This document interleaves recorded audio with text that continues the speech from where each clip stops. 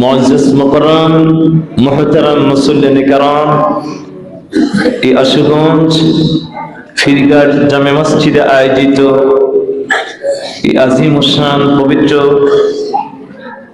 মেরাজুন নবী সাল্লাল্লাহু তাআলা আলাইহি ওয়াসাল্লাম উদযাপন উপলক্ষে আয়োজিত আজকের এই মহতি সভার সম্মানিত মুসল্লিনে কেরাম, যুবক ভাইয়েরা, আমার ছোট্ট ছোট্ট কুচি কাঁচা সোনামানিকের দলেরা, ব্যবসায়ী ভাইয়েরা, চাকরিজীবী ভাইয়েরা,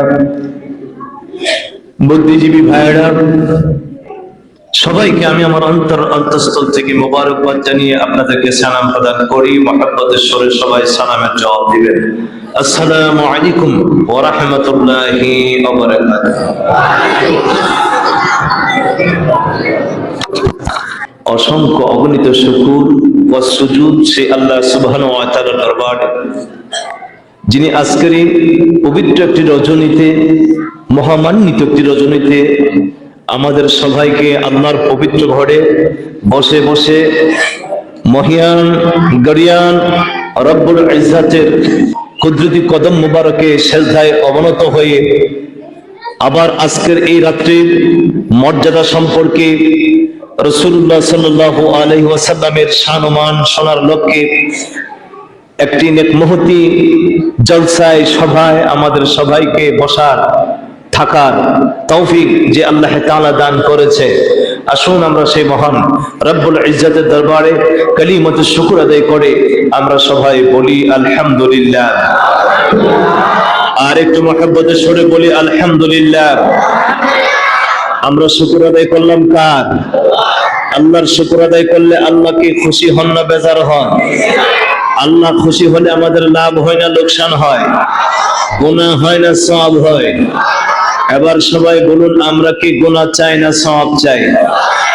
গুনাহ থেকে মাপ চাই, গুনাহ থেকে। আজকে এমন একটা মজলিস আমরা বসেছি, মাপ চাইতে হবে না, বসা থাকলে আমার আল্লাহ গুনাহ মাফ করে দিবেন। কিছু কিছু জায়গা আছে যে জায়গায় চাইতে হয় না, একদিকে গুনাহ মাফ হয়, অপর দিকে আমল নামায় সওয়াব লেখা হয়। সুবহানাল্লাহ। এমন 4টা জায়গা আছে। কয়টা জায়গা? ফ্রি অফার,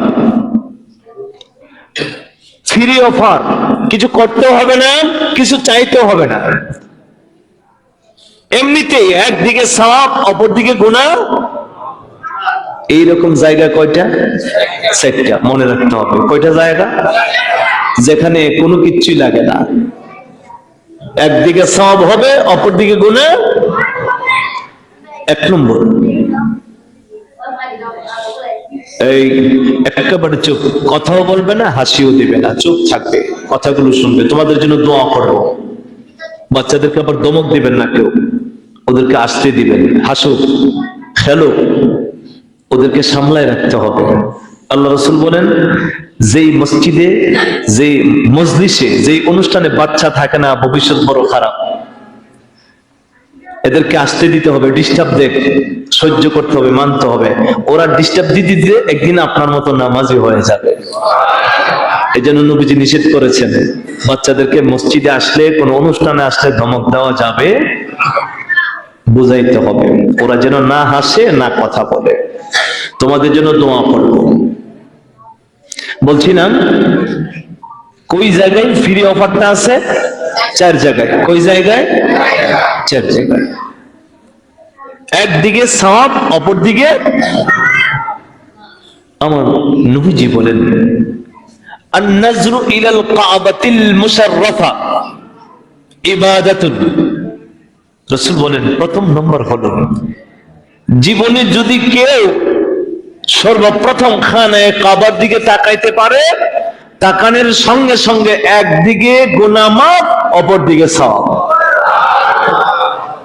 কিচ্ছু পড়তে হবে না, কিচ্ছু বলতে হবে না, নজরটা দিতে দেরি হবে, গুনাহ মাফ হইতে দেরি হবে না, আর আমল নামায় সওয়াব লিখতে দেরি হবে কোন দিকে? খানায়ে কাবার দিকে। রাসূলুল্লাহ সাল্লাল্লাহু আলাইহি ওয়াসাল্লাম বলছেন, সর্বপ্রথম যখন মক্কায় কেউ যাবে, যাওয়ার পর খানায়ে কাবা যখন তুমি দেখবে, কোনো কিচ্ছু বললে না, না বললে একদিকে সওয়াব হয়, অপরদিকে গুনাহ। আর যদি কেউ বলে প্রথম দেখাতে খানায়ে কাবার দৃষ্টি যখন পড়ে প্রথম দেখাতে যে দোয়াটা করবে, আমার নবীজি বলেন এই দোয়াটা করতে দেরি হবে, আল্লাহর দরবারে কবুল হইতে দেরি হবে না। যদি কেউ জীবনে মক্কায় যান, খানায়ে কাবার দিকে তাকান, মনের যে কথাটা আপনি সর্বপ্রথম তুলে ধরবেন, একটা হিকমত করে তুলে ধরবেন। হিকমতটা হলো আল্লাহর কাছে বলবেন যে আল্লাহ, আমি আজকে যেই দোয়া করব সব তুমি কবুল করো। সুবহানাল্লাহ। আপনার আকাঙ্ক্ষা, আপনার আরজি তো আর একটা থাকে না। আমাদের অভাব, অনটন, দুঃখ, দুর্দশা একটা তো থাকে না, বহুত থাকে। নিজের জন্য থাকে, ছেলে মেয়েদের জন্য থাকে। একটা দোয়া সর্বপ্রথম কবুল হয়ে যায় বিনা চেষ্টায়। এখন যদি আপনি এইভাবে দোয়াটা করেন যে আল্লাহ, আজকে তোমার কাবার সামনে আমি যতগুলো দোয়া করবো সব তুমি কবুল করে নিও। সুবহানাল্লাহ। একটার ভিতরে কি পড়বে? সব পড়ে যাবে। আমার নবীজি বলেন, যদি কারো নসিবে হয় সরাসরি যদি কেউ খানায়ে কাবার সামনে যাইতে পারে, ওই কালো গিলাফের দিকে যখন নজর পড়বে, নজর পড়ার সঙ্গে সঙ্গে একদিকে সওয়াব, অপর দিকে গুনাহ। 2 নম্বর, আন-নাজরু ইলাল মাসহাফ, কোরআনুল কারীমের দিকে। কোরআন শরীফ খুলেছেন, কোরআন শরীফ খুলে আপনি মনে মনে ভাবতেছেন কোরআন হলো আল্লাহর বাণী। অনেকে পড়তে পারে, অনেকে পড়তে পারে না। যারা পড়তে পারে প্রতিটা হরফে হরফে আমার আল্লাহ 10টা করে নেক লিখে দেই। পড়তে পারেন না, পড়তে পারেন না। আমার নবীজি বলেন, কেউ যদি কোরআনকে ভালোবাসে, কোরআনকে মহব্বত করে, কোরআনের পাতাগুলো খুলে খুলে নজর করে, কোরআনের দিকে তাকানোর সঙ্গে সঙ্গে একদিকে সওয়াব, অপর দিকে গুনাহ। 2টা উপায়। 3 নম্বর, আন-নাজরু ইলাল ওয়াজহিল ওয়ালিদাইনি। কোন সন্তান যদি মা আর বাবার চেহারার দিকে তাকায়, মার বাবার চেহারার দিকে তাকানোর সঙ্গে সঙ্গে একদিকে সওয়াব, অপর দিকে গুনাহ। কার চেহারা? যেরকম কার চেহারা? মা বাবার চেহারা। এত দামি চেহারা, এত মূল্যবান চেহারা, এত সম্মানী চেহারা, এই চেহারার দাম আমার আল্লাহর কাছে এত বেশি। নবীজি বলেন, কোন সন্তান যদি নেক নজরে মায়ের দিকে তাকায়, বাবার দিকে তাকায়, নেক নজরে, মহব্বতের নজরে যদি মা বাবার চেহারার দিকে সুনজরে দেয়, আর সন্তানের অন্তর যদি মা বাবার চেহারা দেখে নরম হয়ে যায়, মা বাবার কি লাগে আর না লাগে সন্তান যদি বুঝতে পারে, ও মা তোমার কি লাগবো, বাবা তোমার কি প্রয়োজন, সন্তান নজর করে মারে দেখলো মায়ের মুখে পান নাই, বাবার পকেটে টাকা নাই, 10টা টাকা দিল, বাবা গো তুমি যে চা খাইও, মা তোমার মুখটা খালি খালি লাগে, আজকে পান তুমি খাও নাই, মায়ের জন্য পানের ব্যবস্থা করে দিলা, তার মানে এমন নজর দিলা মায়ের কি প্রয়োজন তোমার নজরে ভেসে উঠলো। আমার নবী বলেন, এটাকে বলা হয় নেক নজর, মহব্বতের নজর। যদি তুমি মহব্বতের নজর মা বাবার দিকে লাগাও, লাগাইতে দেরি হবে, তোর আমল নামায় একটা কবুল হজের সওয়াব হইতে দেরি হবে না। উমরা না, কিসের সওয়াব? হজের সওয়াব, হজের সওয়াব। 6 লাখ 7 লাখ টাকা খরচ করে আপনি যেই হজটা করবেন, ওই হজটা আল্লাহর দরবারে কবুল হইতে পারে, নাও হইতে পারে। এই হজের কোনো গ্যারান্টি নেই, কিন্তু ঘরে যদি মা থাকে, বাবা থাকে, আমার নবী বলেন, মায়ের দিকে তাকাইবা, বাবার দিকে তাকাইবা, একটা মাবরুর হজের সওয়াব তোমার আমল নামায় চলে আসবে। সাহাবায়ে কেরাম বলেন, ইয়া রাসূলুল্লাহ, নবী গো, ও নবী, তাইলে যদি মায়ের দিকে আমি 100 বার তাকাই, সুবহানাল্লাহ বলুন না, 100 বার যদি তাকাই তাইলে আমার কি অবস্থা হবে? আমার নবী বলেন, 100 বার নয়, যতবার তুমি তাকাইবা ততবার একটা কবুল হজের সওয়াব আল্লাহ তোমার আমল নামায় দিবে। মা যদি করে থাকে, বাবা যদি করে থাকে, এই হজের কাজটা করে নেবেন। কিন্তু অনেকে আমরা আজকে ঘরে যাই, মা পাবো না, বাবা পাবো না, নসিব আমাদের বড় খারাপ,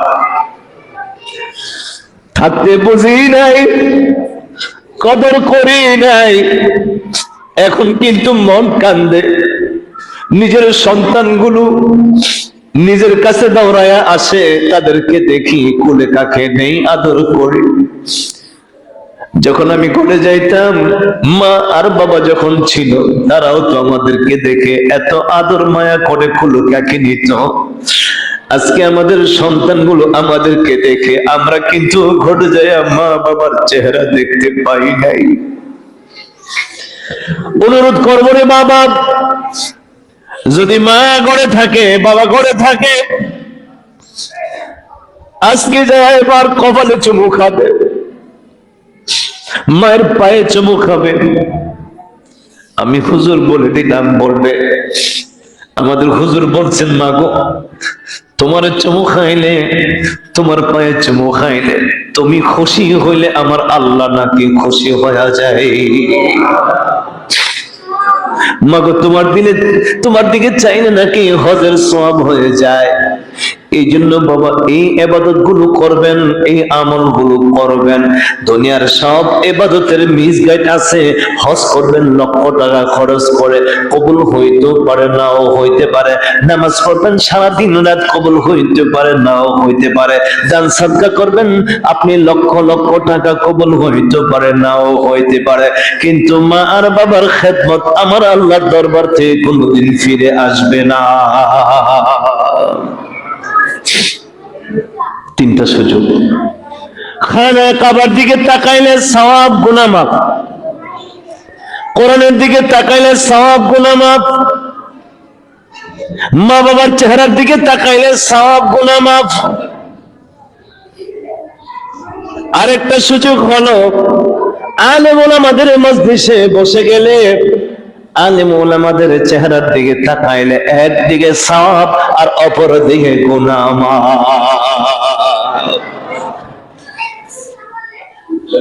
আজকে যারা আমরা বসে গেলাম, একটা নেক মহতি মজলিসে বসে গেলাম, আমার নবীজি বলেন, উম্মতি এই নেক মাহফিলে, নেক মজলিসে বসে যাওয়ার সঙ্গে সঙ্গে তোর আমলনামা থেকে যত সগীরা গুনাহ ছিল আমার আল্লাহ মাফ করে দিবে। আর এই মজলিসে বসা যদি তুমি আল্লাহর কাছে আজকে তাওবা করতে পারো, এই মজলিসে বসা যদি আল্লাহর কাছে ক্ষমা চাইতে পারো, আমার আল্লাহ তোর জীবনের জাহিরি বাতিনে কবিরা সগীরা সব গুনাহ মাফ করে দিবে। এমন একটা মজলিসে বসতে পেরে আমরা খুশি না বেজার? অসংখ্য অগণিত তারিফ করি আমরা সেই নবীজির, যার তারিফ, যার প্রশংসা সব সময় যিনি করেন তিনি হলেন আল্লাহ। যার প্রশংসা করেন আল্লাহ তিনি হলেন মুহাম্মাদুর রাসূলুল্লাহ সাল্লাল্লাহু আলাইহি ওয়াসাল্লাম। এবার সবাই আমার সাথে বলুন, আমাদের নবীর প্রশংসা করেন কে? নবীকে ইজ্জত দিয়েছেন কে? সম্মান দিয়েছেন কে? মর্যাদা দিয়েছেন কে? সাহেবুল লাউলাদ করেছেন কে? সাহেবুল মেরাজ করেছেন কে? সাহেবুল কোরআন করেছেন কে? যাকে এত ইজ্জত দিয়েছেন আল্লাহ, তার নামই হলো মুহাম্মাদুর রাসূলুল্লাহ সাল্লাল্লাহু আলাইহি ওয়াসাল্লাম। আল্লাহ তাবারক ওয়া তাআলা এমন একজন রাসূল, এমন একজন নবী আমাদের কাছে পাঠাইলেন, এমন একজন মহান রাসূলকে আমার আল্লাহ পাঠায় দিলেন। আল্লাহ বলেন, আমি যেমন মহান, তোমাদের জন্য আমি একজন রাসূল পাঠাইলাম মহান। এত ইজ্জত, এত সম্মান, এত মর্যাদা আমি আল্লাহ তাআলা তাকে দিয়েছি। আমার আল্লাহ বলেন, হাবিব ইজা যুকিরতু যুকিরতা মাই, আমি আল্লাহর জিকির যেখানে হবে আপনি নবীর জিকিরও সেইখানে হবে। এক কথায় আমি আল্লাহ যেখানে থাকবো আপনি নবীকেও আমি সেইখানে রাখবো, আমি যেখানে আমার হাবিব সেইখানে। শুধু তাই নয়, আমার আল্লাহ বলে, হাবিব আমি হইলাম রাব্বুল আলামিন, সারা জগতের রব। সারা জাহানের রব কে? সবাই বলুন, সারা জগতের রব কে? এই জন্য আমার আল্লাহর নাম হলো আলহামদুলিল্লাহি রাব্বিল আলামিন। আমার আল্লাহ পাকের একটা লকব হলো রব্বুল আলামিন। আমার আল্লাহ কয়, হাবিব গো, আপনার শান, আপনার মর্যাদা বাড়াইতে যাইয়া আমি আল্লাহ আপনাকে এমন একটা ক্লাস দিলাম, এমন একটা পজিশন দিলাম, আমি হইলাম রব্বুল আলামিন, আর আপনি নবীকে বানাই দিলাম রাহমাতুল লিল আলামিন। ওগো আমার মাহবুব, ওগো আমার নবী, আমি হইলাম রব্বুল আলামিন আর আপনি হলেন রাহমাতুল লিল আলামিন। আলম হলো এক বচন আর আলামিন হলো বহু বচন। আলম হলো ওয়াহিদ, আলামিন হলো জমা। আমার বাবারা, আল্লাহর জগতে, আল্লাহর সৃষ্টির মধ্যে যত জাহান আছে, যত জগৎ আছে, যদি প্রশ্ন করা হয় সমস্ত জগতের রবকে বলবে আমার আল্লাহ। কে? হযরত জাবের রাদিয়াল্লাহু তাআলা নবীজিকে জিজ্ঞেস করেন, নবী গো, এই যে একটা আলম, এই যে একটা পৃথিবী, এটার পরে আর কোন জগৎ আসেনি? আমার নবী কই, জাবের রে, একটা নয়, দুইটা নয়, আমার আল্লাহর জগতে, আল্লাহর জারে, আল্লাহর সৃষ্টিতে কত জাহান আছে, কত জগৎ আছে, এখনো বলে শেষ করা যাবে না। কত জাহান! এই যে আকাশে তারকারাজি দেখা যায়, নক্ষত্ররাজি দেখা যায়, বিজ্ঞান প্রমাণ করেছে এই পৃথিবী থেকে সূর্যটা হলো 30 লক্ষ গুণ বড়। সুবহানাল্লাহ বলুন। কয় লক্ষ গুণ? 30 লক্ষ পৃথিবী একটা সূর্যের পেটে ঢুকবে। ছোট্ট ছোট্ট মিটি মিটি যে তারকাগুলো দেখা যায়, এই নক্ষত্রগুলো এত বড়, বিজ্ঞান প্রমাণ করেছে একটা নয়, দুইটা নয়, একটার ভিতরে 3 কোটি সূর্য ডুববে, তারপরও তাদের পেট ভরবে না। মিটি মিটি করে যে তারকারাজি দেখা যায়, এক একটার ভিতরে 3 কোটি সূর্য ঢুকবে, তারপরও তার পেট ভরবে না। সুবহানাল্লাহ বলুন। এইরকম তারকারাজি কত আছে, পৃথিবীর বিজ্ঞান এখনো গণে শেষ করতে পারে নাই। সুবহানাল্লাহ বলুন না। কত বিলিয়ন, মিলিয়ন, ট্রিলিয়ন আছে, এখনো পর্যন্ত আধুনিক বিজ্ঞান এখনো গণে শেষ করতে পারে নাই। এই যে মহাশূন্যে উপরে দেখা যায় মিটি মিটি তারকা, এত তারকা এখনো যে কতগুলো আছে, কি পরিমাণ আছে, এখনো বিজ্ঞান গণনা শেষ করতে পারে। এবার চিন্তা করেন, আল্লাহর জগৎটার মধ্যে, আল্লাহর এই সৃষ্টির মাঝে কত জগৎ আছে। পৃথিবী তো এই মহা সৃষ্টির জন্য, এই মহাশূন্যের জন্য পৃথিবীটা একটা শস্যদানার মতো। সুবহানাল্লাহ বলুন। যেটার ভিতরে 3 কোটি সূর্য ঢুকবো, এটার তুলনায় এই পৃথিবী খুঁজে পাওয়া যাবে? খুঁজে পাওয়া যাবে না।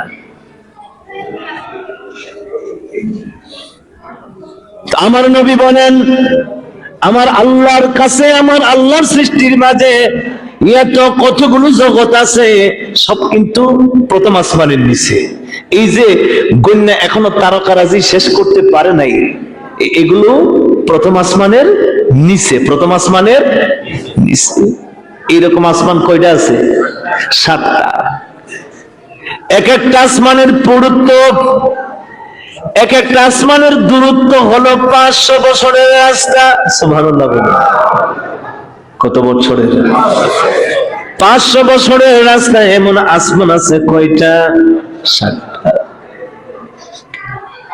এক একটা আসমানের কাছে এক একটা আসমান সরিষার দানার চাইতে আরো ছোট্ট।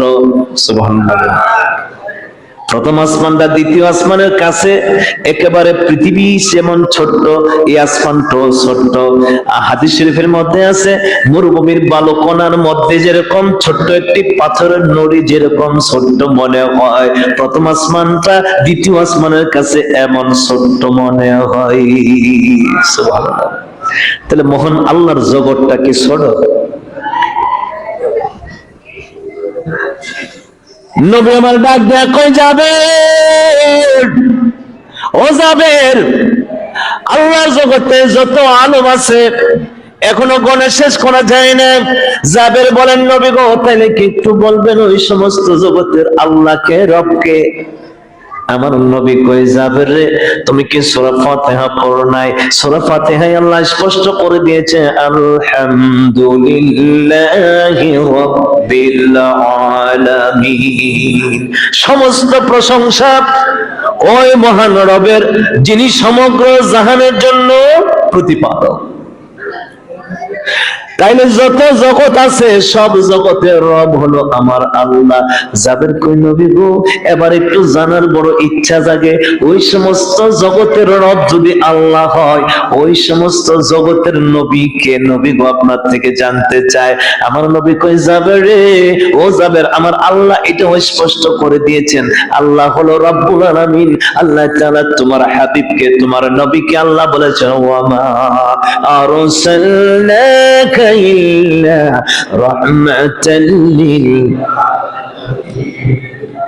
আমার আল্লাহ যে সমস্ত জগতের রব, সেই সমস্ত জগতের নবী হলো তোমার নবী মুহাম্মদুর রাসূলুল্লাহ। আমার আল্লাহ বলে, হাবিব ইজা যুকিরতু যুকিরতা মাই, আপনাকে আমি সম্মান দিলাম, ইজ্জত দিলাম। আমি আল্লাহ যেখানে থাকবো, আপনি নবীকেও আমি সেই জায়গায় রাখবো। 1 লক্ষ কিংবা 2,24,000 নবী রাসূল আল্লাহ প্রেরণ করেছেন। কোন নবীর ক্ষেত্রে আমার আল্লাহ যে সম্মান দেন নাই, কোন নবীকে যে মর্যাদা আমার আল্লাহ এতটুকু দেন নাই। আমার নবীকে সমস্ত নবীগণকে একত্রিত করে যতটুকু মর্যাদা দিয়েছে, আমার নবীকে আমার আল্লাহ আজকের এই রাত্রে এর চাইতে বেশি সম্মান দিয়েছে। আল্লাহ পাক কোরআনুল কারীমে ইরশাদ করেন, সবাই আমার সাথে বলুন, আউযু বিল্লাহি মিনাশ বিসমিল্লাহির রহমানির سبحان الذي أسرى بعبده ليلا من المسجد الحرام إلى المسجد الأقصى الذي باركنا حوله لنريه من آياتنا إنه هو সামিউল বাসীর। আল্লাহ তাআলা কোরআনুল কারীমে মাঝখানে, একেবারে মাঝে, আগে 15 পারা পরে 15 পারা, আগে কত পারা পরে মাঝখানে। কোরআন শরীফ কয় পারা? 30 পারা। কোরআন শরীফ কয় পারা? আগে 15 পারা পরে 15 পারা, মাঝখানে একটি সূরা নাযিল করেছেন। ওই সূরার মধ্যে আল্লাহ তাআলা তুলে ধরেছেন, সুবহানাল্লাযী আসরা বিআবদিহি লাইলাম মিনাল মাসজিদিল হারামি ইলাল মাসজিদিল আকসা আমার নবীজির মেরাজের বর্ণনা আল্লাহ পাক এই সূরার মধ্যে তুলে ধরেছেন। নবীর মেরাজ আল্লাহর কোরআন দ্বারা সাব্যস্ত। নবীর মেরাজকে কেউ যদি অস্বীকার করে কাফের হয়ে যাবে, কারণ আল্লাহ পাক কোরআন দ্বারা প্রমাণ করে দিয়েছেন আমার নবীর মেরাজ হয়েছে। সুবহানাল্লাহ। কিন্তু মেরাজের স্তর ছিল তিনটা। স্তর কয়টা? তিনটা। আমার নবীজির মেরাজের স্তর তিনটা, স্টেপ তিনটা। প্রথম স্টেপ হলো ইসরা, দ্বিতীয় স্টেপ হলো মেরাজ, তৃতীয় স্টেপ হলো এরাজ। ইসরা হলো বাইতুল্লাহ থেকে বাইতুল মুকাদ্দাস পর্যন্ত, বাইতুল্লাহ থেকে বাইতুল মুকাদ্দাস পর্যন্ত, এটা সরাসরি কোরআন দ্বারা সাবিত। এরপরের জায়গাটা হলো মেরাজ, উপরে ওঠা। বাইতুল মুকাদ্দাস কিন্তু জমিনে, বাইতুল মুকাদ্দাস জেরুজালেমে। ওইখান থেকে আমার নবীর ঊর্ধ্বগমনটাকে বলা হয় মেরাজ। সুবহানাল্লাহ বলুন। এখান থেকে যে উপরে উঠছে এটাকে বলা হয় মেরাজ। মেরাজ শব্দের অর্থ হচ্ছে ঊর্ধ্বগমন, উপরে ওঠা। সেখান থেকে আমার নবীজির আরেকটা স্তর, যে স্তরের নাম হলো এরাজ।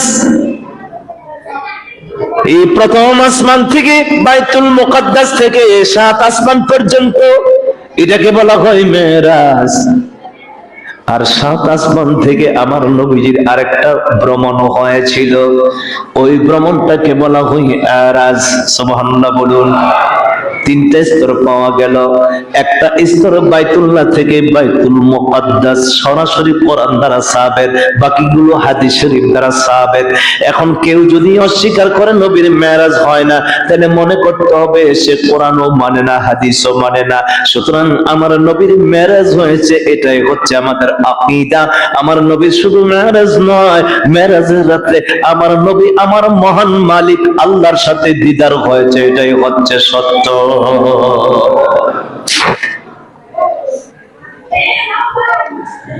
বাইতুল্লাহ থেকে বাইতুল মুকাদ্দাস 1 মাসের রাস্তা। কয় মাসের? 1 মাসের রাস্তা। এটা একটা অবাক আশ্চর্যের বিষয়। নবী যখন এসে বলা বলি শুরু করলো, আমি বাইতুল্লাহ থেকে বাইতুল মুকাদ্দাসে গেছি। হেলিকপ্টার নেই, বিমান নেই, রকেট নেই, দ্রুত গতির কোন যানও নাই। ও আমার বাবারা, তখন উট দিয়া ঘোড়া দিয়া হেঁটে হেঁটে হেঁটে হেঁটে যাইতে হতো। সেখানে যাইতে লাগতো এরকম 15-20 দিন, 1 মাসের মতো লেগে যাইতো আমার বাবারা। আমার নবী কয়, আমি আজকে রাত্রে বাইতুল মুকাদ্দাসে গেলাম, সেইখান থেকে আমি আবার ফিরে আসলাম। সুবহানাল্লাহ। প্রশ্ন জাগে, কেউ কেউ কথা তুলে যে নবীজির মেরাজ আসলে বাস্তবে হইল না, স্বপ্ন যুগে হইছে। কোন যুগে? স্বপ্ন যুগে। নবীজির মেরাজ যদি স্বপ্ন যুগে হইতো, মেরাজ নিয়ে এই তুল পার হতো। আমি যদি বলি আজকের এই রাত আমি মক্কায় গেছি, মদিনায় গেছি, ঘুরে টুইরা মক্কা মদিনা নামাজ পড়ে আবার রাত্রে আইয়া পড়ছি, আমি আজকে স্বপ্ন দেখছি। আচ্ছা বলেন তো দেখি, আপনারা কেউ বলবেন না হুজুর মিথ্যা কথা বলছে? এই কথা বলবেন? বলবেন কি যে না হুজুরে স্বপ্ন যুগে তো যাইতেই, মক্কা মদিনা করে আমেরিকা যাইতে পারে, লন্ডনও যাইতে পারে, বেহেশত দুজকও ঘুরে আসতে পারে। যদি বলি যে আপনি স্বপ্ন দেখছি, তাহলে আপনার সব সন্দেহকে দূর। আরে স্বপ্ন তো কত মানুষ কত জায়গাতেই যাইতে পারে। আর যদি আমি বলি যে না আজকে রাত্রে আমি মক্কাতে গেছি, যাইয়া আমি এশার নামাজ পড়ে আবার চলে আইছি, যতই আমারে ভালো জানেন আর বিশ্বাস করেন, আমি যখন বলবো যে আজকে রাত্রে আমি মক্কায় গেছি, সেখান থেকে আবার ফিরা ফজরের নামাজে পড়ছি, আপনাদের ভিতরে সন্দেহ লাগবে না? শুধু লাগবো আমার, আপনারা পাগল বলবেন। এটা কি কয়? সুস্থ ব্রেন থাকতে কি এই কথা বলে না? মক্কার সবাই যারা শোনে সবাই বলে মুহাম্মদ যে পাগল, এতে কোনো সন্দেহ নাই। জোরে কোনো নাউযুবিল্লাহ। ও আমার বাবারা, বিশ্বাস এক জিনিস আর বাস্তব হলো আরেক জিনিস। বাস্তবতা আপনার প্রমাণ চাই, ডকুমেন্ট চাই, আর বিশ্বাস করতে গেলে প্রমাণ কিছুই লাগে না, আবেগের ছুটে বিশ্বাস করা যায়। কিন্তু এই বিশ্বাসী মানুষ এখানে কেউ থাকবেন না। আমি যদি বলি শুধু মক্কা শরীফ না, শুধু ঢাকা গিয়েছি, মাগরিবের পরে গিয়া আবার এশারের সময় আইয়া আপনাদের সাথে নামাজ পড়ছি, এটা মানবেন কেউ? এই বাংলাদেশে এমন কোন যানবাহন তৈরি হয়েছে মাগরিবের পরে যাই আবার এশারের আগে আওয়া? আরে হেলিকপ্টারে গেলেও তো এই টাইমের ভিতরে আসা যাবে? কেউ বিশ্বাস করবেন না, আবেগ সেই জায়গায় কাজ করবে না, সবাই ডকুমেন্ট চাইবেন, প্রমাণ চাইবেন। আমার নবী যখন আয়েশা বলা শুরু করলো, আমি বাইতুল মুকাদ্দাসে গেলাম, আমার আজকের এই রাত্রি ফিরে আসলাম, সবার এখন ভিতরে একটাই কথা, লোকটা হয়তো পাগল নাইতে মাথা নষ্ট হয়ে গেছে। জোরে কোন নাউজুবিল্লাহ। আবু জাহিল সবার আগে ডুল মেয়া বাইর হয়ে গেল। এতদিন আমি একাই তারে পাগল বলতাম, একাই তারে পাগল বলতাম। আজকে সুবিধা হয়েছে, যে শুনবে তারে পাগল বলবে, যে শুনবে তারে পাগল বলবে। আবু জেহেল সবাইরে ডাইকা না শোনাই, দেখো আব্দুল্লাহর ছেলে মোহাম্মদ কি বলে। আজকে তোমরা শুনলে তোমরাও পাগল বলবে, মোহাম্মদ পাগল হইয়া গেছে। সবাইরে শোনাইতেছে আর সবাই নবীজিরে পাগল বলতে, কেউ নবীজির কথা শুনতে চায় না। আবু জাহেল চিন্তা করলো, কেউ যখন শুনতে চায় না, আর এখন আমার কথা যখন শুনে, মুহাম্মদের কথা যখন কেউ বিশ্বাস করে না, তার কালেমা পড়ার জন্য আর কেউ চাবে না, তার কালেমা পড়ার জন্য আর কেউ চাবে না। এখন সুযোগ হইল, যেটি কালেমা পড়ছে তার ঈমান তারে নষ্ট কইরা দেই, তার বিশ্বাস তারে নষ্ট করে দেই। দৌড়ে গেল আবু বকর সিদ্দিকের বাড়িতে, কারণ আবু বকর সিদ্দিক হলো আমার নবীর আমদা ভক্ত। সুবহানাল্লাহ বলুন। এমন বিশ্বাস করে আমার নবীকে, দুনিয়া একদিকে, আমার নবী আরেক দিকে, তারপর আবু বকর আমার নবীর প্রতি বিশ্বাস নাড়বে না। দৌড়ায় আবু বকর সিদ্দিকের বাড়িতে যায়, আবু বকর, ও আবু বকর, শোনো শোনো শোনো, একটা খবর আছে। আবু বকর সিদ্দিক বলেন, আবু জাহিল তো সকালে আমার বাড়িতে তো আসার কথা না, ও আমার দুশমন, আমার নবীর দুশমন, নবীর দুশমন আমার বাড়িতে এত সকালে আসার তো কথা না। এরে আবু জাহেল, কেন তুই আসলে? আবু বকর মনে মনে ভাবলো, হের মনের কোনো পরিবর্তন আসছে কিনা, কিন্তু হে এমন এক কথা নিয়ে আসছে। এরে আবু বকর শোনো, ও আবু বকর শোনো, আজকের এই রাত্রের ঘটনা শোনো। তোর নবী কি কয়, তোমার নবীরে আমি শুধু পাগল বলতাম, আজকে যদি তুমি আবু বকর কাহিনী শোনো, তুমি আবু বকর তোমার নবীরে পাগল বলবি। নাউজুবিল্লাহ বলে। আবু বকরের চোখ লাল হয়ে গেল, ভিতরে জালালির হালাত তৈরি হয়ে গেল। হে কি কয়, আমি বলে আমার নবীরে পাগল বলবো? আবু জাহেল রে, তুই কি বলতে চাস বল? তুই আমার সামনে এতক্ষণ দাঁড়ায় থাকবে না, তোরে যতক্ষণ দেখি আমার গায়ে আগুন লাগবে। তোর কি বলার আছে বইলা যা। এবার শোনো রে আবু বকর, আমি শুধু পাগল বলি না, তুমিও পাগল বলবা। তোমার নবী কই আজকের এই রাত্রে বাইতুল্লাহ থেকে বাইতুল মুকাদ্দাস গিয়েছে, সেখান থেকে নাকি আবার ফিরে আসছে। দেখো, কোন সুস্থ মানুষ, জ্ঞানী মানুষ, ভালো মানুষ তো এই কথা বলতে পারে না, পাগল ছাড়া কেউ এই কথা বলতে পারে না। সাইয়েদনা আবু বকর সিদ্দিক চোখ লাল করে ডাক দেয়া কয়, আবু জাহেল রে, ও আবু জাহেল, তুই যদি বলিস আমার নবী বলছে রে, এ আবু জাহেল, আমার নবীর কাছে আমার যাইতে হবে না, নবীকে সওয়াল করতে হবে না, নবীকে জিজ্ঞেস করতে হবে না, তোর জবান দিয়ে যে শুনছি, যদি আমার নবী বলে থাকে এইখানে আমি বিশ্বাস করে নিলাম, আমার নবী যদি বলে আমার নবীর কথাই হবে সত্য।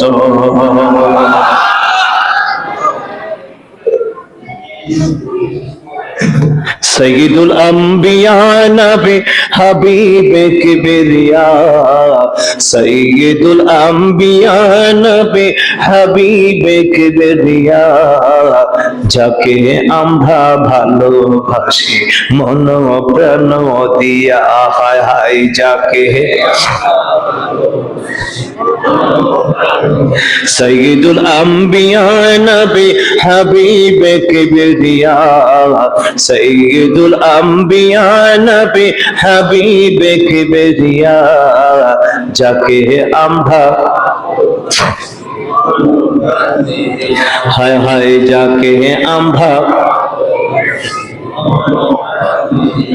আরে যাকে আমরা ভালোবাসি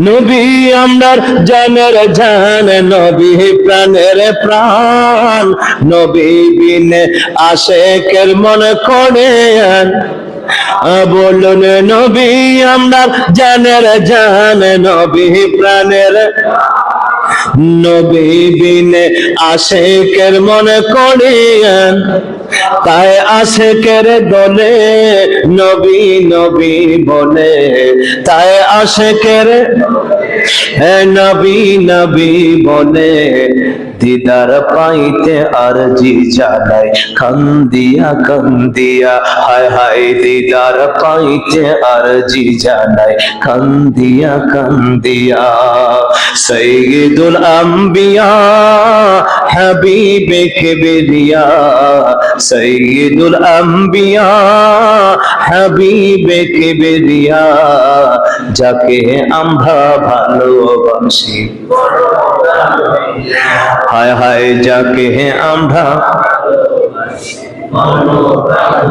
এই আশেকদের মনে রাজে শোনো রব্বানা নবীর দিদার না করাইয়া মত দিও না বলুন এই পাগলদের মনে রাজে শোনো রব্বানা নবীর দিদার না করাইয়া মত দিও মত নিদান খালে নবীর দিদার পেলে মত নিদান খালে নবীর দিদার কবর হাসরের ভয় যাইবে দূর হইয়া হায় হায় কবর হাসরের ভয় সাইয়্যিদুল আম্বিয়া হাবিবে কিবরিয়া সাইয়্যিদুল আম্বিয়া হাবিবে কিবরিয়া যাকে আমরা হায় হায় যাকে আমরা ভালোবাসি বন্ধুগণ আমার হযরত আবু বকর সিদ্দিকের জবাব হলো আরে আবু জেহেল যদি আমার নবী বলে থাকে নবীর কাছে যাইতে হবে না তোর কাছ থেকে আমি স্বীকৃতি দিলাম আমার নবী যা বলে তাই সত্য আবু জেহেল কয় এটা তো আরো বড় পাগল সূরা নাউযুবিল্লাহ আবু বকর সিদ্দিক আমার নবীর কাছে গেলেন যায়া দেখে আমার নবীর মনটা বড় ভাঙ্গা আমার নবীর মনটা বড় বড় কষ্ট নবীজিকে ডাক দেয়া কয় নবী গো ও নবী কি হয়েছে আমার রাসূল বলেন আবু বকর রে ও আবু বকর আজকে যে কাহিনী ঘটলো আমি কারো কাছে বললে বিশ্বাস করে না আমারে পাগল বলে আমার নবীকে আবু বকর সিদ্দিক ডাক দেয়া কয় নবী গো কি হয়েছে গো নবী আমার নবী কয় আজকের এই রাতে আমি বাইতুল্লাহর মধ্যে আসছি সেখান থেকে জিবরাইল এসে আমাকে নিয়ে গেল বুরাক দিয়া বাইতুল মুকদ্দাসে আমি আবার রাসূলুল্লাহ সেখান থেকে ফিরে আসলাম সাইয়্যিদনা আবু বকর সিদ্দিক সঙ্গে সঙ্গে বলে সাদাকা ইয়া রাসূলুল্লাহ সুবহানাল্লাহ বলুন নবী আমার ডাক দেয়া কয় আবু বকর ও আবু বকর আমি এই কাহিনী বর্ণনা করি কেউ আমার কথা বিশ্বাস করে না আমাকে পাগল বলে ধিক্কার দেয় গালিগালাজ করে আর তুমি আবু বকর সিদ্দিক আমি বললাম আর তুমি বিশ্বাস করে নিলা ও আবু বকর একবারও জিজ্ঞাসা করলে না এমন অসম্ভব কাজটা কিভাবে সম্ভব হয়েছে নবী গো কেমন করে গেলেন একবারও জিজ্ঞেস করলেন না কিভাবে গেলেন আবু বকর সিদ্দিক ডাক দিয়া কই নবী গো ও নবী আমি করতাম লাত উজ্জা হুবল মানতের পূজা, পাথরের পূজা করতাম, আমি গাছের পূজা করতাম, মাছের পূজা করতাম, আমি পাহাড়ের পূজা করতাম, চন্দ্র সূর্যের পূজা করতাম, আমরা সবাই গায়রুল্লাহর পূজা করতাম। আপনি নবী বলেছেন লা ইলাহা ইল্লাল্লাহ, আল্লাহ ছাড়া কোনো মাবুদ নাই, আল্লাহ ছাড়া কোনো নবী গো আপনি বলেছেন লা ইলাহা ইল্লাল্লাহ, আল্লাহ ছাড়া কোনো মাবুদ নাই। সারা জনম্বর যারা আমরা লাত হুবল মানতের পূজা করতাম, এইগুলো ছাইরা আপনি নবীর কথা বিশ্বাস কইরা আমরা মাইনা নিছি আল্লাহ ছাড়া কোনো মাবুদ নাই। সেই মহান আল্লাহ আপনাকে মেরাজ করাবে, আমি আবু বকর কেমন করে বিশ্বাস করব না? নবী গো আমার আল্লাহ এই অসম্ভব কাজ আপনার দ্বারা সম্ভব করাবে, এটাই হচ্ছে আমার বিশ্বাস। জোরে বলুন সুবহানাল্লাহ। নবী আমার টান দিয়া কাছে নিয়ে গেলেন, বুকের সাথে বুকটা মিলে কয় আবু বকর, ও আবু বকর, আজকে থেকে আমি রাসূলুল্লাহ তোমাকে একটা লকব দিলাম। এত বড় বিশ্বাস যে আবু বকর আমি নবীরে করতে পারে প্রশ্ন ছাড়া, যাচাই বাছাই ছাড়া, আমি নবী তোমার লকব দিলাম। আজকে থেকে তুমি শুধু আবু বকর নও, আজকে থেকে তুমি হইনা সিদ্দিক আকবর। বিশ্বাস কারে বলেন? আর এই বিশ্বাসটা আসে ভালোবাসার মাধ্যমে। আজকে আবু বকর সিদ্দিক আমার নবীজির সঙ্গে রওজা মুবারকের পাশে শোয়া, সুবহানাল্লাহ বলুন। নবীজির সালাম দিলে আবু বকরকেও সালাম দিতে হয়,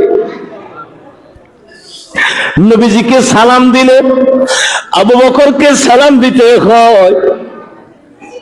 আর কিভাবে শুইলেন? বিশ্বাস কি ছিল? আবু বকর সিদ্দিক ইন্তেকাল করবে, কিছুদিন আগে ওমরকে ডাক দিলেন, ওসমান ও আলীকে ডাক দিলেন, নামাজ পড়াইয়া ফজরের পরে বসলেন। ওমর আছে, ওসমান আছে, আলী আছে, বড় বড় সাহাবায়ে কেরাম আছে। নামাজটা পড়াইয়া আবু বকর সিদ্দিক তাদের দিকে মুখ কইরা বসলেন, আর চোখ দিয়া ঝরনার মতো চোখের পানি ছাড়তেছে।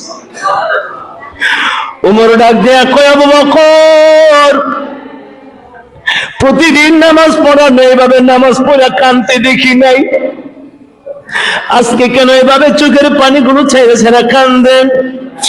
আবু বকর সিদ্দিক ওমরকে ডাক দেয়া কয় ওমর রে, ও ওমর, আজকে যখন আমি আবু বকর এশারের নামাজ পড়ে আমি আমার ঘরে গেলাম ঘুমাইতাম, আমি দেখি ঘুমের ঘরে আমার দয়াল নবী আমার ঘরে হাজির। যেই নবীর জন্য আমি জীবন দিতে রাজি, যেই নবীর জন্য আমার কলিজাটা বিরান হয়ে গেল, সেই দয়াল নবী আমার ঘরে হাজির। ওমর ফারুক কয়, হে আবু বকর, আপনার কপাল ভালো, আপনার ভাগ্য ভালো, দয়াল নবীর সঙ্গে আপনার জিয়ারত নসিব হয়ে গেল। আবু বকর সিদ্দিক কয়, আমার নসিব ভালো, আমার কপাল ভালো, কিন্তু কান্দি আরেকটা কারণে, আমার নবী একটা দাওয়াত দিয়া গেছে। আমার নবী আমার একটা দাওয়াত দিয়ে গেল, এই দাওয়াত নামায় আমার মন সাক্ষী দেই ওমর রে, ওসমান রে, আলী রে, আমি বোধ হয় তোমাদের মাঝে আর বেশি দিন থাকবো না, আমার মনে হয় চলে যাইতে হবে। ও আবু বকর, তারপরও তো আপনার ভাগ্য ভালো, দয়াল নবীর জন্য কান্দেন, দয়াল নবীর প্রেমে পাগল। হাদিস শরীফে আছে, আমার নবীজি যখন বিদায় নিয়েছেন ততক্ষণ পর্যন্ত আবু বকর একটা জোরে হাসি দিয়া দেখে নাই। যতদিন 2 মাস 2 বছর কয়েক মাস আবু বকর সিদ্দিক নবীজির পরে ছিলেন, কিতাবে লিখেছেন ভালো করে উপর দিকে তাকায়া থাকে নাই, ভালো করে একটা হাসিও দেয় নাই আবু বকর। সব সময় ভিতরটার মধ্যে একটা গরম হাওয়া থাকতো। আবু বকরের শ্বাসটা বাইরে হইলে মনে হইতো ভিতর যেন চলে গেছে, এমন একটা গরম হাওয়া আবু বকরের ভিতর থেকে বাইরে হইতো। তাফসীরে লিখেছেন, কিতাবে ব্যাখ্যাকারীরা লিখেছেন, আবু বকর আমার নবীর প্রেমে ঝুমতে ঝুমতে কাঁদতে কাঁদতে ভিতরটারে জ্বালাইয়া লাগছে। আবু বকর খাইতে শান্তি পায় না, ঘুমাইতে শান্তি পায় না। আমার নবীর জন্য তার মনে তো পাগল, সব সময় নবীর জন্য কান্দে, নবীর জন্য কান্দে। ওমর ফারুক বলেন, আবু বকর, নবী যদি দাওয়াত দিয়ে থাকে তাও তো কপাল ভালো, কিছুদিনের মধ্যে দয়াল নবীর সঙ্গে আপনার সাক্ষাৎ হইয়া যাবে। সিদ্দিকে আকবর সাইয়েদনা আবু বকর সিদ্দিক বলেন, উমরে, ঈদের জন্য আমি কান্দি না, আমার ভিতরে একটা সন্দেহ ঢুকে গেল, একটা ভয় ঢুকে গেল। ও ওমর, যেভাবে কাফের মুশরিকরা ইসলামের উপর অত্যাচার শুরু করে দিল, নাস্তিক হওয়া শুরু করলো, মুরতাদ হওয়া শুরু করলো, ইসলাম ধর্ম ত্যাগ করা শুরু করে দিল, আমি আবু বকরের বড় ভয় লাগে। ওমর রে, ওসমান রে, আলী রে, তোমরা কেমন করে আমার নবীর ইসলামকে ধরে রাখবে? আমার নবীর দেওয়া এই কষ্টের ইসলাম কেমন করে তোমরা ধরে রাখবে রে? আমার বড় ভয়, ওই নাস্তিক মুরতাদ কাফের মুশরিকদের সঙ্গে তোমরা কেমন করে পারবে, কিভাবে ইসলামকে ধরে রাখবে? সাইয়েদনা ওমর ফারুক বলেন, হে আবু বকর, আপনি কোনো টেনশন করবেন না, চিন্তা করবেন না, আমি ওমরের জীবনটা যদি দিতে হয় জীবনটা দিয়ে দিব, তারপরও আমার নবীর ইসলামকে নষ্ট হওয়ার জন্য দেব না। আমার জীবনটা আমি দিয়ে দিব, তারপর আমার নবীর ইসলামকে ধ্বংস হওয়ার জন্য দিব। আর কোন কথা আপনি বলবেন? সাইয়েদনা আবু বকর সিদ্দিক চোখের পানি ছাড়ে ওমর ওসমান আলীকে ডাক দিয়ে কই, একটা কথা তোমাদের কাছে বলতে চাই, মনোযোগ দিয়ে তোমরা আমার কথাগুলো শুনবা। আমি যদি বিদায় হয়ে যাই, সম্ভবত কিছুদিনের মধ্যে বিদায় হব, দিন আমার বেশি নাই রে। রে ওমর, রে ওসমান, রে আলী, আমার মন বলতেছে আমি কিছুদিনের মধ্যে তোমাদেরকে ছেড়ে যাব। তবে তোমাদের তিনজনকে তিনটা কথা আমি বলে যাই, আমি মারা যাব। ও আলী, তোমাকে একটা কথা বলি রে আলী, আলী রে, আমার কথাটা মনোযোগ দিয়ে শুনবে রে আলী।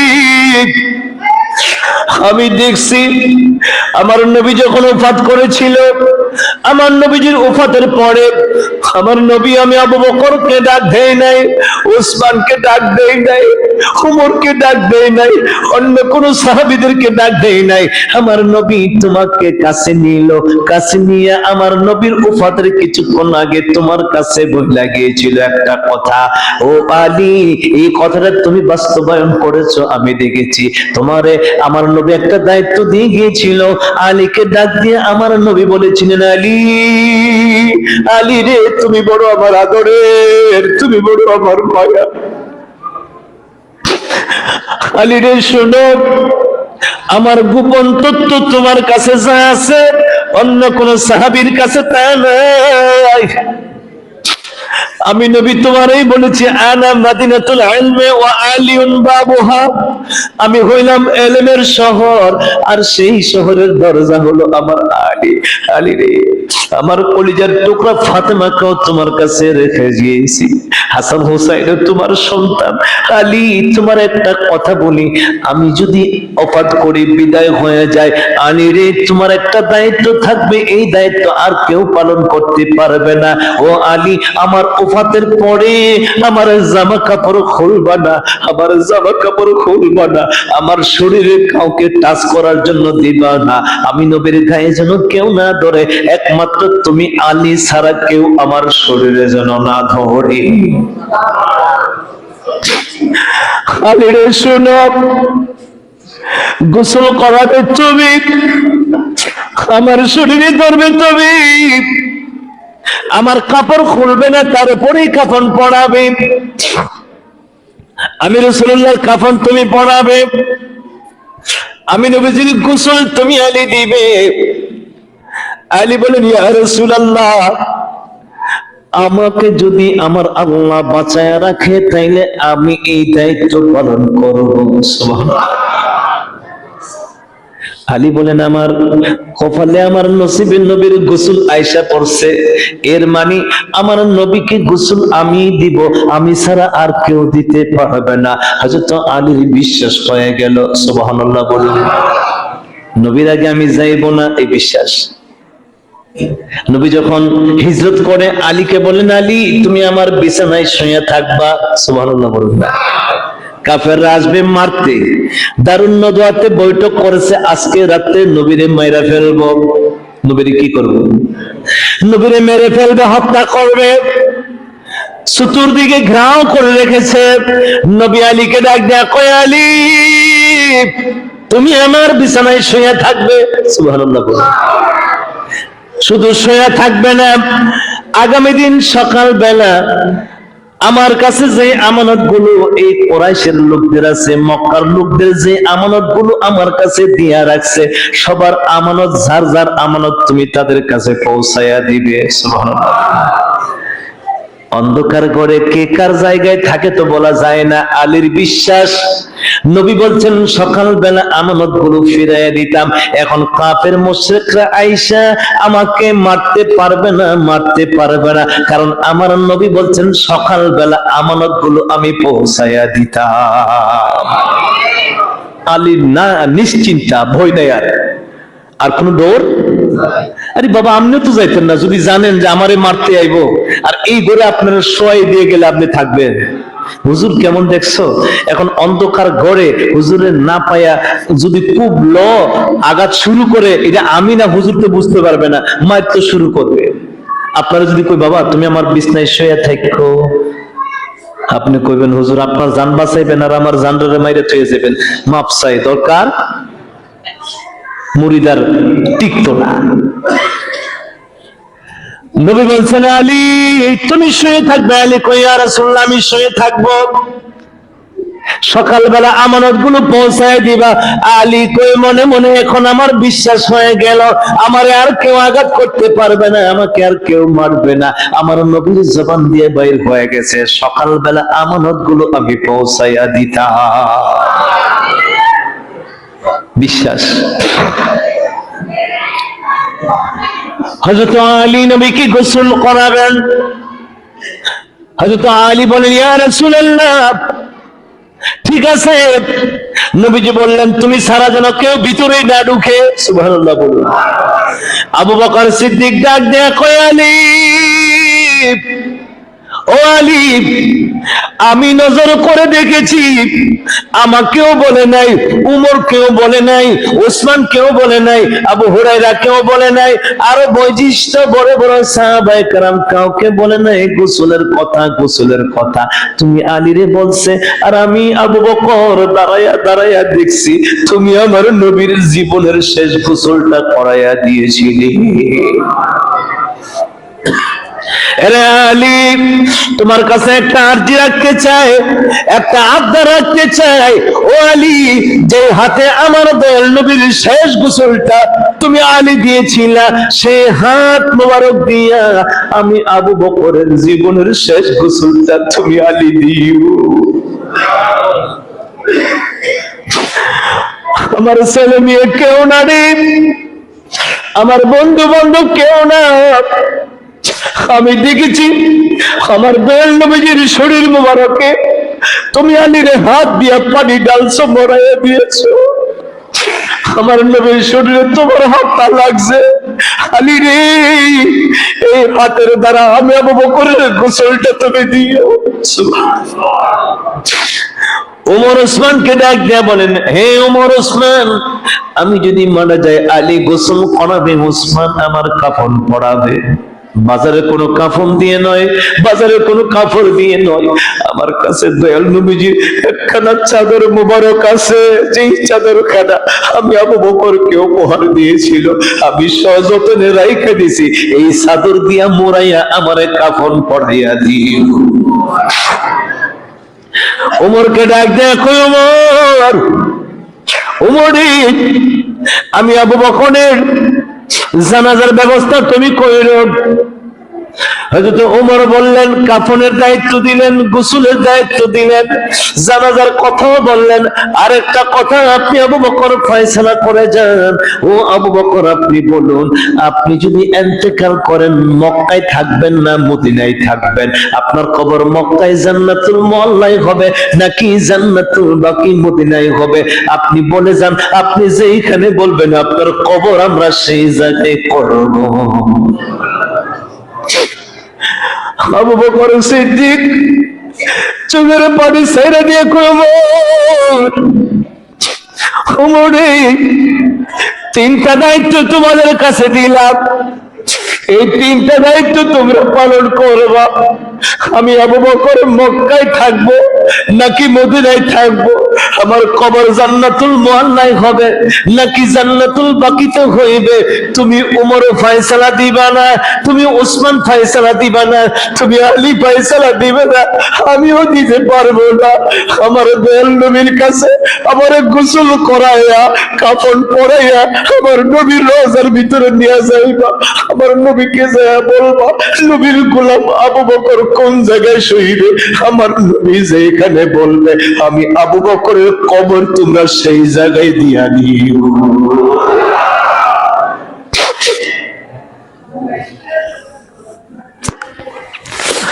হযরত আবু বকর সিদ্দিক ইন্তেকাল করেছেন, আলী মার্তুজা গোসল করাইলেন, তার কাফন হলো। হাজার হাজার সাহাবায়ে কেরাম জানাজায় অংশগ্রহণ করলেন। সবাই বলেন, ব্যাপার কি? গোসল হলো, কাফন হলো, জানাজা হয়ে গেল, আবু বকরের কবর তো এখন রেডি হয় নাই। ব্যাপারটা কি? আবু বকরের কবর কোন জায়গায় দিবেন?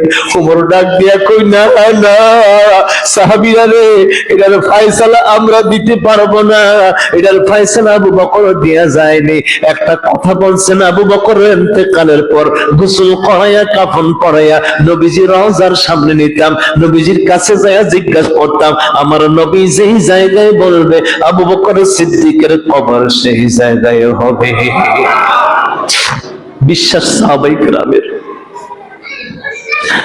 আবু বকর বলেন, ওমর, আমি যার গোলামি করেছি, যার জন্য আমার জীবনটা কোরবানি দিয়েছি,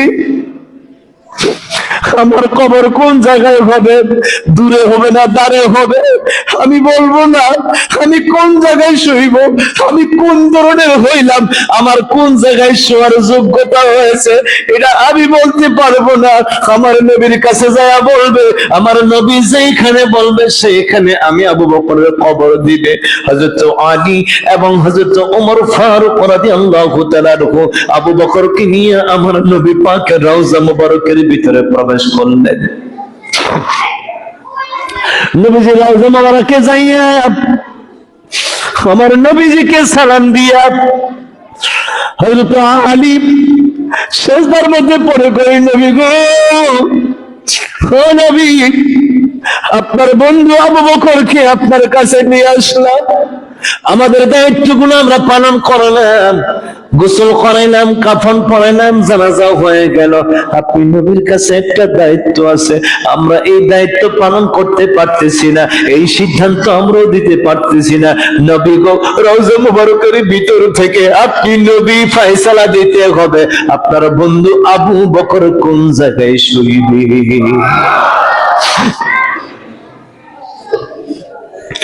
একবার, দুইবার, তিনবার সালাম দেওয়ার পরই রওজা মুবারকের মাটি এভাবে কম্পন শুরু হয়েছে। হঠাৎ করে গুনগুন গুনগুন সরে আওয়াজ আসতে লাগলো। আলীকে ডাক দিয়া বলেন, ওমরকে ডাক দিয়া বলেন, ওমর রে, আলী রে, আর দেরি করো না, আর দেরি করো না, উদখুলিল হাবিবা ইলাল হাবিবে, আমার হাবিব আবু বকরকে, আমার বন্ধু আবু বকরকে আমি নবীর মাঝে শোয়া দাও, আমি নবীর সিনার পাশে শোয়া দাও।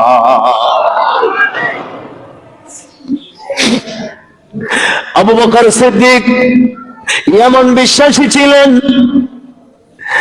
যদি জানতো নবী মরে গেছে আবু বকর এই কথা বলতেন না, নবীর কাছে লইয়া যাইও, আমার ফয়সালা হবে। তাহলে বোঝা গেল আবু বকর সিদ্দিকের ধারণা আমার নবী রওজা মুবারকে জিন্দা না মরা। ওমর ফারুকের ধারণা নবী জিন্দা না মরা। ওসমান গনির ধারণা নবী জিন্দা না মরা। হযরত আলীর ধারণা নবী জিন্দা না মরা।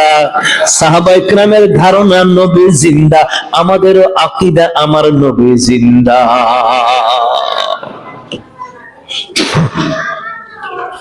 এই সেই আবু বকর সিদ্দিক।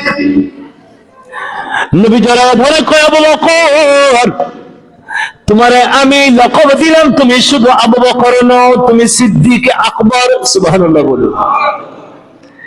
নবীর মেরাজ যদি স্বপন যুগে হইতো তাইলে কাফের মুশরিকদের এইভাবে আনাগোনা থাকতো না। কাফের মুশরিকরা ঠিসারা করতো না, মশকারি করতো না, মিটিং কল করলো আবু জেহেল, শোনো শোনো শোনো, যদি আমরা আজকে তারে ধরতে চাই, আমরা বলবো কয়েকটা প্রশ্ন তারে করব, প্রশ্নের জবাব যদি দিতে পারে তাইলে মাইনা নিব মুহাম্মদ বাইতুল মুকাদ্দাসে গেছে। সুবহানাল্লাহ। এরা এখন মিটিং এ বৈশা কয়, আরে কিছু কিছু বিষয় প্রশ্ন করলে তো উত্তর দেয়া লাগবে। অনেকের কাছ থেকে বাইতুল মুকাদ্দাস সম্পর্কে জানছে, এগুলো আগের থেকে জানি না, কি করিলে উত্তর রাখো। আরে কেউ যদি যায় থাকে সবকিছু কি বলতে পারবো? এমন প্রশ্ন করব যাতে করে মুহাম্মদ কোনো উত্তর দিতে। তো ডাক দিয়ে কই, তুমি যদি যায়া থাকো, কাফের মুশরিক সবাই জমছে, যদি যায়া থাকো তাহলে কৌশিন দেখি বাইতুল মুকাদ্দাসের জানালা কইরা। সুবহানাল্লাহ কইনা। এই মসজিদের জানালা কইরা আছে, আমার হঠাৎ করে জিজ্ঞেস করলো তো আমি কই থাকতাম না। শুধু জানালা না, কোন জানালায় কতটা শিখ আছে তুমি কৌছেন? আচ্ছা বলেন তো দেখি, কেউ কি এত বছর যে আমার ভাইয়েরা মসজিদের খেদমত করে, যদি জিজ্ঞেস করি কন্ত দেখি এই গ্রিলটার মধ্যে কয়টা শিখ আছে, কই পারবো? এটা কেউ গনছে? আর গনার কথা মুয়াজ্জিন যদি বলি তুই তো বাবা এটা মুসাফা করস, তুই কৌছেন দিকে কয়টা জানালা শিখ আছে, বলতে পারবো? প্রশ্ন করা শুরু করেছে। আমার আল্লাহ জিবরাইলকে ডাক দেয়, কয় জিবরাইল, ও জিবরাইল, আমার বন্ধুকে বলো, বন্ধু যেন ভয় না পায়, আমার বন্ধুকে বলো চোখটা বন্ধ করার জন্য।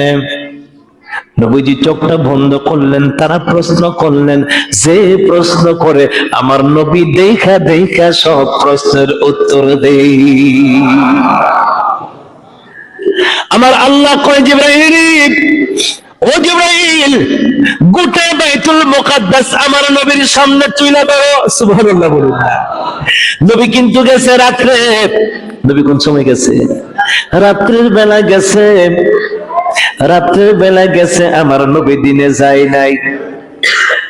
আবু সুফিয়ান রোমের সম্রাটের কাছে গেছে, যায় আমার নবীর বিরুদ্ধে কথা বলা শুরু করছে।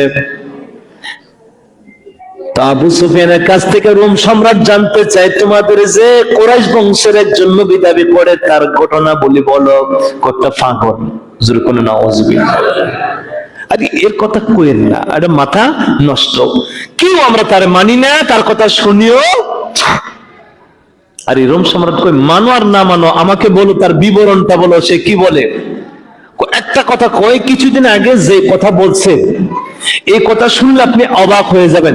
মক্কা নগরীর থেকে বাইতুল মুকাদ্দাস আইতে আর যাইতে 1 মাস, কমসে কম 1 মাস সময় লাগে। আর এই আব্দুল্লাহর ছেলে মুহাম্মদ যে বর্তমানে নবী দাবি করে, হে কয় কি এক রাইতে বাইতুল মুকাদ্দাসে গেছে, আবার এই রাত্রি আবার ফিরে আইছে। সুবহানাল্লাহ করেন। এখন রোমের সম্রাট চিন্তা করতেছে কথাটা কেমনে বিশ্বাস করি আর অবিশ্বাস করি। যাওয়া আসা অসম্ভবের ব্যাপার, এটা কিছুতেই সম্ভব না। তবে রোম সম্রাট জানে, যদি কোন নবী হয়ে থাকে, রাসূল হয়ে থাকে, আল্লাহ পাক গঠাইলে তার পক্ষে অসম্ভবের কোনো বিষয়। কিন্তু আবু সুফিয়ানে রোম সম্রাটের ভিতরে এমন ভাবে ঢুকাইতেছে যাতে করে নবীর কিছুতেই বিশ্বাস। রোম সম্রাটের কাছে বাইতুল মুকাদ্দাসের একজন খাদেম ছিল। যখন এই কথা বলল, যে মক্কা থেকে বাইতুল মুকাদ্দাসে এমক রাত্রে আসছে, তাহলে খাদেম ফালতা দাঁড়ায় কয় কি ব্যাপার, কোন তারিখে বলো? 26 দিবাগত 27 রাত রজবের এমক দিন এমক তারিখে বাইতুল মুকাদ্দাসের খাদেম রোম সম্রাটের কাছে সঙ্গে সঙ্গে বসা থেকে দাঁড়ায় বলেন, হে বাদশাহ, তাইলে শুনুন, যদি আবু সুফিয়ান মক্কার নবীর ব্যাপারে এই কথা বলে থাকে তাইলে ঘটনা সত্য। সুবহানাল্লাহ। রোম সম্রাট কই কেমনে সত্য? তুই জানোস কেমনে সত্য? কোন সত্য যে কারণ আছে, আমি সেই রাত্রে বাইতুল মুকাদ্দাসের দায়িত্বে ছিলাম। সুবহানাল্লাহ বলুন। দরজা জানালার চাবিকাঠি সব আমার হাতে ছিল, ওই রাত্রে আমি সেইখানে ছিলাম। কিন্তু একটা ঘটনা শুনুন, এই রাত্রে মসজিদের প্রথম ফটকটা, প্রথম দরজাটা লাগাইবার জন্য এত হাজারো চেষ্টা করলাম, কিছুতেই লাগাইতে পারলাম না। সুবহানাল্লাহ বলুন। কিছুতেই লাগাইতে পারলাম না। 1 ঘন্টা 2 ঘন্টা চেষ্টা করলাম, দরজা লাগাইতে পারি না।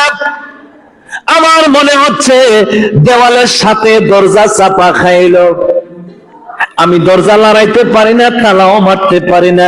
চিন্তা করলাম এত বড় দায়িত্বশীল একটা মসজিদ আমার হাতে দায়িত্ব, আমি যদি তালা খুইলা যাই না জানে কোনো অঘটন ঘটে কিনা, কিন্তু তালা লাগাইতে পারলাম না। চেষ্টা করে চিন্তা করলাম এখন যাই হোক একটা কিছু দিয়া দরজাটা বন্ধ রাখি। দরজা বন্ধ করতে চাই, তারপরে দরজা বন্ধ করতে পারি না। পরে সিদ্ধান্ত নিলাম যাই হওয়ার হবে। সকালবেলা মিস্ত্রি নিয়ে আসব, যদি কোন দিক দিয়ে কাটতে হয় কাটটা দরজা লড়াইতে হবে। আমি সকালবেলা বুরনা হতেই মিস্ত্রি নিয়ে আসলাম, যাতে করে দরজাটা কাটটা লাগানোর ব্যবস্থা করা যায়।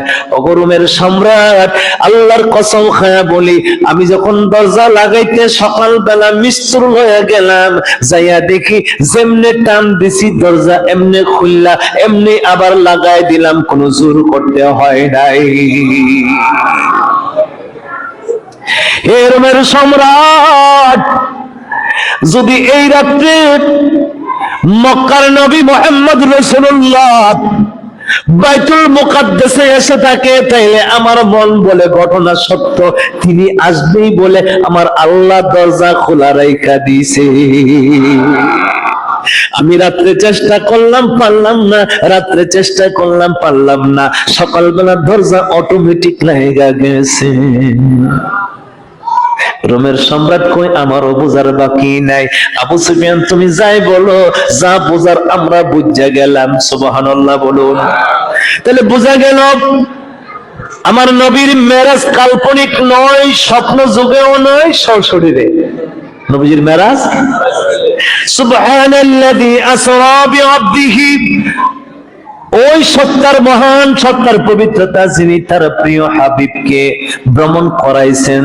মিনাল মসজিদিল হারাম ইলাল মসজিদিল আকসা, মসজিদে হারাম থেকে মসজিদে আকসা পর্যন্ত ভ্রমণ করাইছেন কে? জোরে বলুন কে? আল্লাহর পক্ষে অসম্ভব কাজ সম্ভব হয়ে যায়। আমার আল্লাহ যা ইচ্ছা তাই করতে পারে। কি দিয়া ভ্রমণ করাইলেন? হাদিস শরীফের মধ্যে আছে আমার নবীকে ভ্রমণ করানোর জন্য আমার আল্লাহ বুরাক পাঠাইলেন। কি পাঠাইলেন? বুরাক।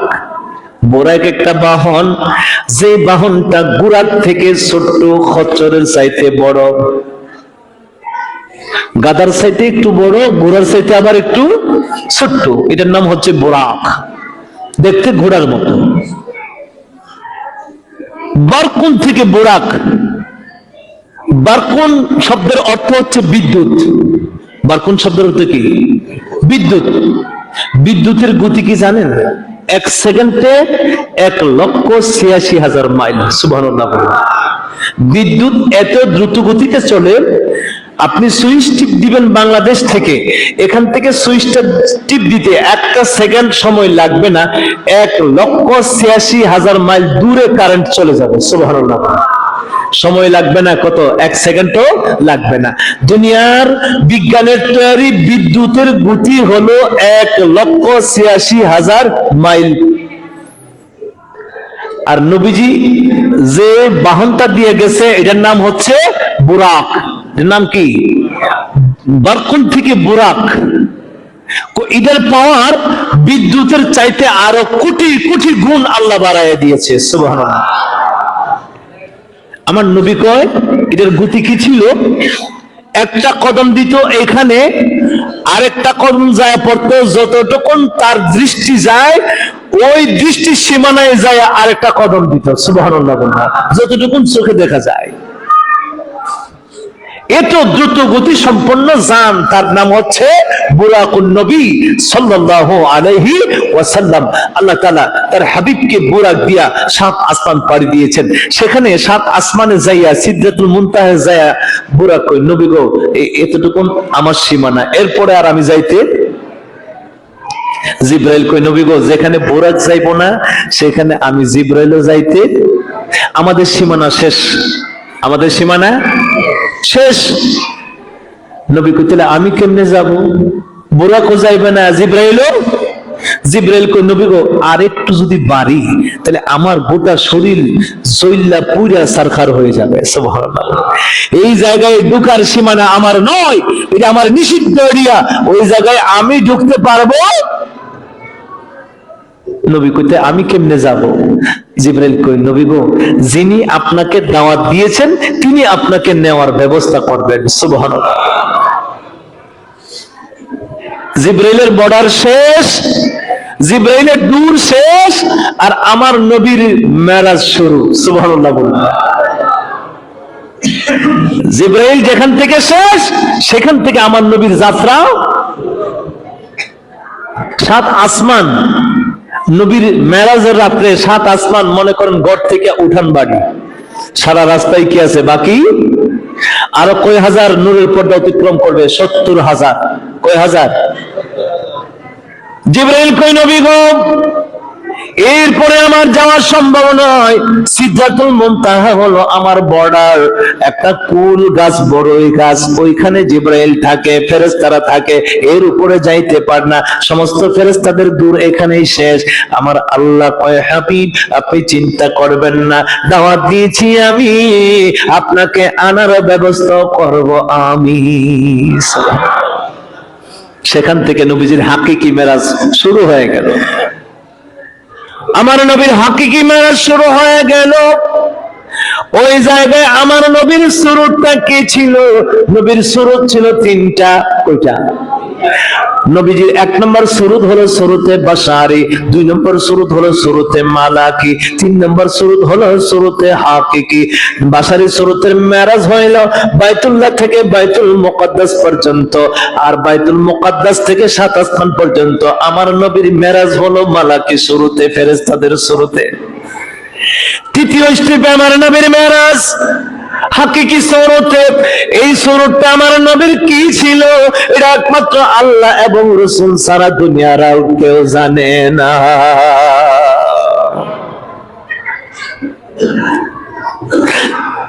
তোমরা বলো না, বলো না, বলো না মারহাবা, মারহাবা বলো না, তোমরা বলো না মারহাবা, মারহাবা বলো। আমার নূর নবীকে নেই দিদারে আল্লাহ তাআলা, আমার নূর নবীকে নেই দিদারে আল্লাহ তাআলা। মারহাবা, মারহাবা বলো না, তোমরা বলো না মারহাবা, মারহাবা বলো না, তোমরা বলো না মারহাবা। আমার নূর নবীকে নেই দিদার আল্লাহ তাআলা, আমার নূর নবীকে নেই দিদার আল্লাহ তাআলা। মারহাবা, মারহাবা বলো না, তোমরা বলো না মারহাবা।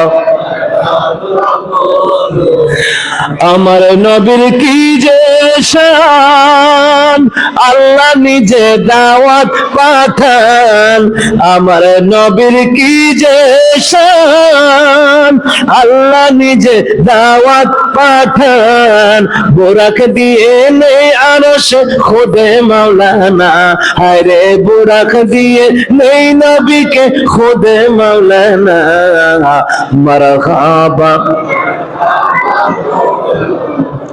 তোমরা বলো না বলো না বলো না মারহাবা। আমার নূর নবীকে নেই দিদারে আল্লাহ তাআলা, আমার নূর নবীকে নেই দিদারে আল্লাহ তাআলা, মারহাবা মারহাবা বলো না, তোমরা বলো না মারহাবা। মুসা নবী তুর পাহাড়ে রব্বি আরনি আরজি করে, মুসা নবী তুর পাহাড়ে রব্বি আরনি আরজি করে, লন্তারানি বলে মৌলা দেখা দিল না, হায় হায় লন্তারানি বলে মৌলা দেখা দিল না, মারহাবা মারহাবা বলো না, তোমরা বলো না বলো না মারহাবা।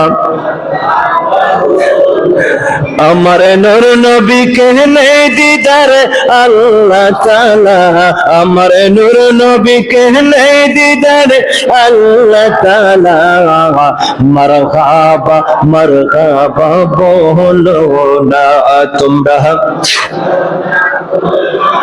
বলো না মারহাবা মারহাবা।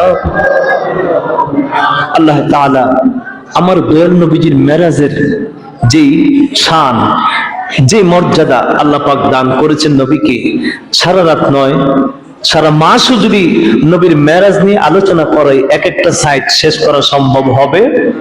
তো একটাই বিশ্বাস আমাদের অন্তর আছে, নবীজিকে নিছেন কে? নবীজির নিছেন কে? আল্লাহ। আমার নবী ইচ্ছা করে যায় নাই, নবীজির দাওয়াত কইরা কে নিছেন? আল্লাহ। আল্লাহ যদি দাওয়াত করে নবীরে নেই, তার বন্ধুরে তার বাড়িতে কেমনে নিবে ব্যবস্থাটা করবেন কে? আমাদের কোনো চিন্তার কারণ আছে? এটা কি আল্লাহর পক্ষে কোনো অসম্ভবের ব্যাপার আছে? আর ইব্রাহিম নবীর জন্য আগুনটারে কি করে দিছিল? ঠান্ডা। আর দুলুক বুলুক ছাইয়া এই আগুন টাগুন ছাইরা আমার নবীরে আল্লাহ কোন পথ দিয়া নিলে নবীজি সহজে যাইতে পারবে, এই রাস্তা কি আমার আল্লাহর জানা আছে না? আল্লাহ বলেন আমার হাবিব গেছে, আয়া দেখে দরজার শিকুলি এখনো নড়ে, সুবহানাল্লাহ, পানি এখনো চলতে আছে, যে বিছানার মধ্যে নবীজি শুয়ে আছিল এখনো বিছানাটা গরম আছে। তে সময় এক সেকেন্ডও কেমনে সম্ভব? আল্লাহ কয় হাবিব অসম্ভবের কিছুই না, আমি আপনাকে আমার কাছে নিব। হাবিব গো, আমি আল্লাহ তাআলা সকল সৃষ্টির চলাচল বন্ধ করে দিলাম, কেবলমাত্র আপনি আর আমি জারি আছি, আর সব সৃষ্টি স্টপ করে দিয়েছি। জোরে বলুন সুবহানাল্লাহ। এই জন্য আপনি আয়েশা দেখেন, যেটা এমনে চাইছিল এমনি আছে, যেটা হেমনে আছিল হেমনে আছে, যে পাতাটা এইভাবে সোজা হয়েছিল সোজা আছে, যে ঘর থেকে বাহির হয়েছিল বাহিরই আছে, ভিতরে আসার আর সুযোগ। আপনি আয়েশা দেখেন আবার চলতেছে, সুবহানাল্লাহ। কারণ আপনাকে আমি নিয়ে গেলাম, সব সৃষ্টির সক্রিয়তা বন্ধ করে দিলাম, চলাচল বন্ধ করে দিলাম, আমি আমার মাহবুবকে আমার কাছে নিয়ে আসব, আর সৃষ্টি যেমন সেখানে কোনো শরীক থাকতে। আমার নবী কয় আল্লাহ আমারে আনছো বিদায় দিবে, আমার উম্মতের হাদিয়াটা কি? আহা, আমার নবীজি কি উম্মতের পায়ায়। যা কয় তাহিয়াতু লিল্লাহি ওয়াস সালাওয়াতু ওয়াত তাইয়্যিবাত, জবানি বদনি মালি সব হাদিয়া মাওলা তোমার জন্য নিয়ে আসলাম। সুবহানাল্লাহ। তাহিয়াত তাইয়্যিবাত সালাত, তিনটা জিনিস আমার নবী হাদিয়া নিছে। কয়টা জিনিস? মালিকের কাছে গোলাম যাইবা, হাদিয়া ছাড়া যাইও না, হাদিয়া ছাড়া যাইও না। আমার নবী শিক্ষা দিয়েছেন, মেরাজে আমি খালি যাই না, আমার আল্লাহর জন্য তাহিয়াত তয়্যিবাত সালাত জবানি বদনি মালি যা আছে সব আমি আল্লাহর জন্য নিয়ে গেলাম। আল্লাহ কয়, হাবিব আপনি দিয়েছেন তিনটা জিনিস, আমিও দেই তিনটা। কি? আসসালামু আলাইকা আইয়ুহান নাবিয়্যু ওয়া রাহমাতুল্লাহি ওয়া বারাকাতুহু। সুবহানাল্লাহ বলুন। আমার আল্লাহ ডাক দিয়ে কয়, হাবিব আপনি তিনটা জিনিস দিলেন, তাহিয়াত তয়্যিবাত সালাত, আর আমি আল্লাহ আপনাকে তিনটা জিনিস দিলাম, সালাম দিলাম, রহমত দিলাম, বরকত দিলাম। সুবহানাল্লাহ বলুন। নবী আমার ডাক দিয়ে কয়, আল্লাহ তুমি আমারে এত দামি মহামূল্যবান তিনটা হাদিয়া দিলা, আমি একা কেমনে করে নিব, আমি একা কেমনে ভোগ করব গো আল্লাহ। আমি একটা কথা তোমার সামনে ওয়াদা করে যাই, আসসালামু আলাইনা ওয়া আলা ইবাদিল্লাহিস সালিহিন। আমার উম্মতের মধ্যে যারা আমার আশিক হবে, আমার উম্মতের মধ্যে যারা আমার পাগল হবে, তুমি আল্লাহর পাগল হবে, তোমার এই রহমত বরকত আমি আমার উম্মতের মধ্যে বন্টন করে দিলাম।